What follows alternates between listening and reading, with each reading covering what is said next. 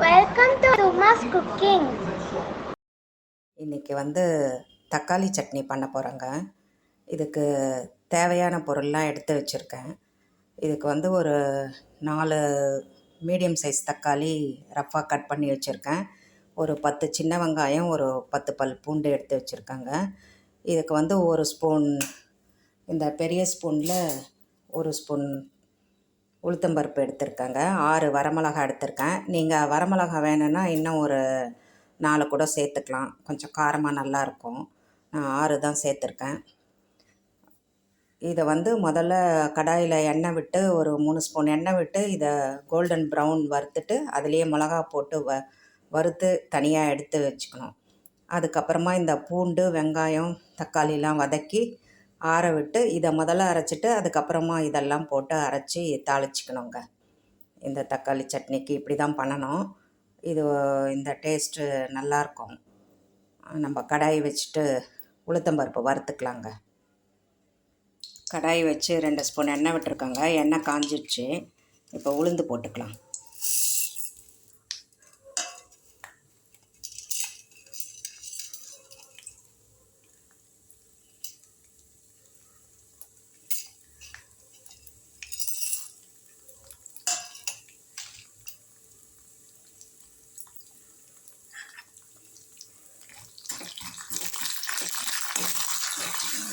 லைட்டாக வறுப்பட்டதும் மிளகா போட்டுட்டு கோல்டன் ப்ரௌன் வர அளவுக்கு வறுத்து எடுத்துக்கலாம். மிளகா போட்டுக்கலாம். நீங்கள் இன்னும் நான் 6 போட்டிருக்கேன். இன்னும் ஒரு 4 போட்டிங்கன்னா நல்லா கொஞ்சம் காரமாக இருக்கும். நல்லா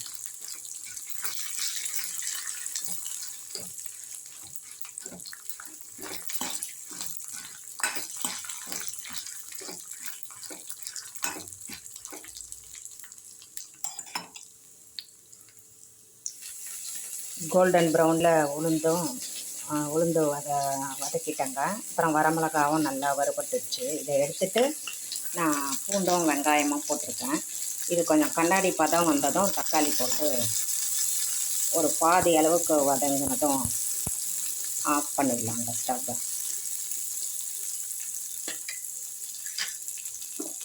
இதுக்கு தேவையான அளவுக்கு உப்பு போட்டுக்கலாம். திட்டமாக போட்டுக்கோங்க, பத்தலைனா கூட அப்புறமா போட்டுக்கலாம்.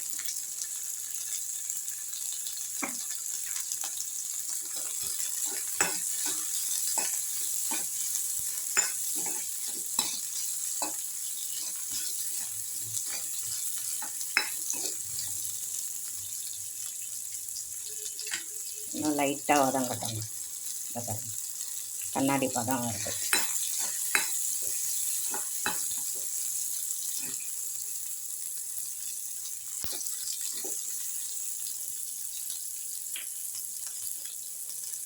தக்காளி போட்டுக்கலாங்க.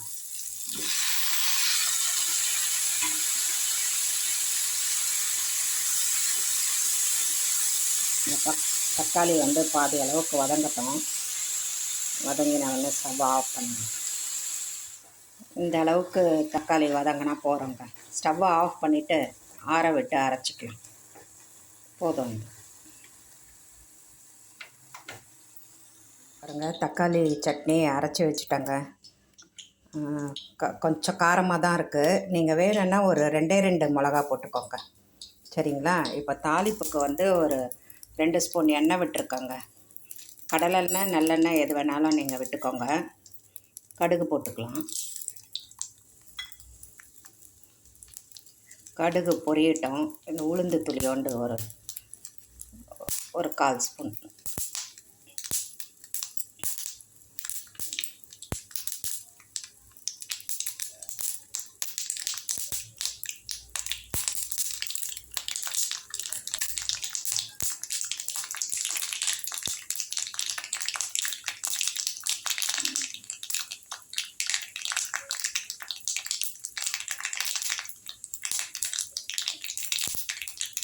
கருவேப்பிலை போட்டுக்கலாங்க.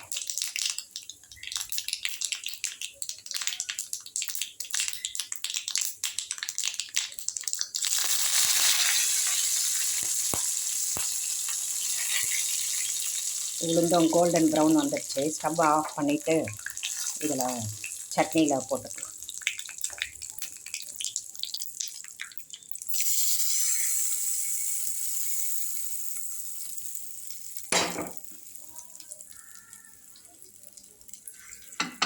பாருங்கள், சட்னியில் தாளிப்பு கொடுத்துட்டாங்க. இப்போ இந்த தக்காளி சட்னி வந்து இட்லி, தோசை, சப்பாத்தி, பூரி எல்லாத்துக்குமே நல்லா இருக்குங்க. இப்போ நான் கவுனி அரிசி போட்டு ஊற வச்சு அரைச்ச தோசை தாங்க சுட போகிறேன். பாருங்கள், கவுனி அரிசி தோசை சுட்டு வச்சுட்டாங்க. இதுக்கு இந்த தக்காளி சட்னி சூப்பராக இருக்குங்க.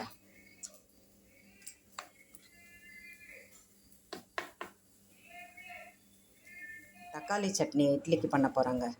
ஒரு 5 தக்காளி, ஒரு மீடியம் சைஸ் வெங்காயம், துளியோண்டு கருவேப்பிலை, ஒரு 5 பல் பூண்டு, ஒரு துண்டு தேங்காய் வச்சுருக்காங்க. இது காரத்துக்கு வந்து நீங்கள் வரமிளகாவும் ஒரு 6 மிளகா போட்டுக்கலாம். நான் வீட்டில் அரைச்ச மிளகா அப்படி தாங்க ஒரு ஸ்பூன் போட்டு வதக்க போகிறேன். வதக்கிட்டு ஆற விட்டு அரைச்சி தாளிச்சிக்கலாங்க. முன்னாடி செஞ்ச தக்காளி சட்னிக்கு நான் தேங்காய் போட்டிருக்க மாட்டேங்க. இது தேங்காய் போட்டு செஞ்சால் இது வேறு மாதிரி டேஸ்ட் வரும். பார்க்கலாங்க. தக்காளி வெங்காயம்லாம் இப்படி போட்டு வதக்கியிருக்கேன். இது ஆறட்டங்க, ஆறினவொடனே அரைச்சிக்கலாம். ஒரு ஸ்பூன் மிளகாப்பொடி போட்டிருக்கேன். எப்பயும் போடுற ஸ்பூன் தாங்க, ஒரு ஸ்பூன் மிளகாப்பொடி போட்டு வச்சுருக்கேன்.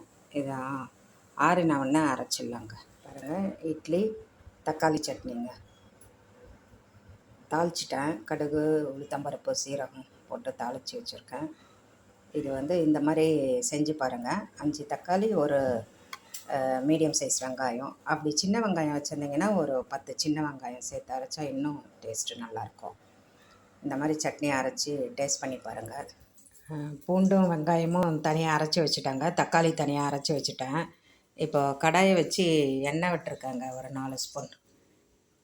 எண்ணெய் காஞ்சதும் கடுகு போட்டு இந்த கருவேப்பிலை வெங்காயம்லாம் போட்டு நல்லா வதக்கிட்டு, அதுக்கப்புறம் அந்த தக்காளியை வதக்கிட்டு மிளகா பொடி ஒரு ஸ்பூன் போட்டுக்கலாங்க. அப்புறமா தேவையான அளவு உப்பு. கடுகு பொரிஞ்சிச்சுங்க. இப்போ வெங்காயம் போட்டுக்கலாம்.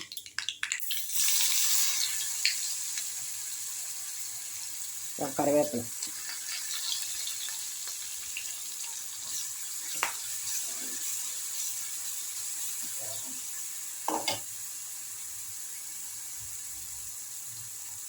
இதுக்கு தேவையான உப்பு.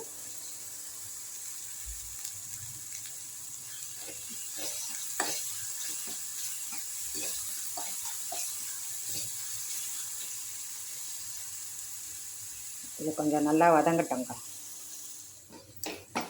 வெங்காயம் நல்லா எண்ணெய் பிரிஞ்சு வர அளவுக்கு வதங்கிடுச்சுங்க. இப்போ தக்காளி போட்டுக்கலாம்.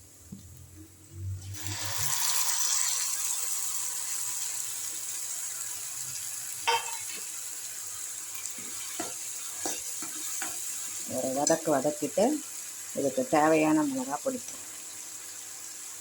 ஒரு ஸ்பூன் போடுறோங்க. அவ்வளோதான். இதை வந்து நீங்கள் சிம்மில் வச்சு கொஞ்சம் நல்லா எண்ணெய் பிரிகிற அளவுக்கு சுருளை வதக்கணுங்க. இதில் துளியோண்டு எண்ணெய் இது போட்டுக்கலாம், தண்ணி. அந்த தக்காளியோட பச்சை வாசம் போயிட்டு இந்த எல்லாம் வெந்து உங்களுக்கு எண்ணெய் பிரிஞ்சு வரணும். பாருங்கள், எண்ணெய் பிரிஞ்சு வந்துடுச்சுங்க. சிம்மில் தான் வச்சுருக்கேன் ஸ்டவ்வை. எண்ணெய் பிரிஞ்சு வந்துடுச்சு. அந்த மிளகா வெடிப்பு போயிடுச்சு. தக்காளியும் வெங்காயம் எல்லாம் நல்லா வெந்துடுச்சுங்க. இப்போ ஒரு சின்ன கிணத்துல ட்ரான்ஸ்ஃபர் பண்ணிக்கலாங்க. இந்த தொக்கு வந்து தக்காளி வெங்காயம் ஒரு பங்குன்னா தக்காளி 3 பங்கு போடணுங்க. பூண்டு ஒரு 10 பல் போடணும். இது வந்து இட்லி, தோசை, சப்பாத்தி, பூரி எல்லா டிஷ்ஷுக்குமே நல்லா இருக்குங்க. பாருங்கள், கிணத்துல ட்ரான்ஸ்ஃபர் பண்ணிட்டேன். நீங்கள் வேணும்னா இன்னும் கொஞ்சம் எண்ணெய் விட்டுக்கோங்க. நான் திட்டமாக தான் விட்டுருக்கேன். இதே மாதிரியே நீங்களும் செஞ்சு பாருங்கள். பிடிச்சிருந்தால் லைக் பண்ணுங்கள், ஷேர் பண்ணுங்கள், சப்ஸ்கிரைப் பண்ணுங்கள். தேங்க்யூங்க.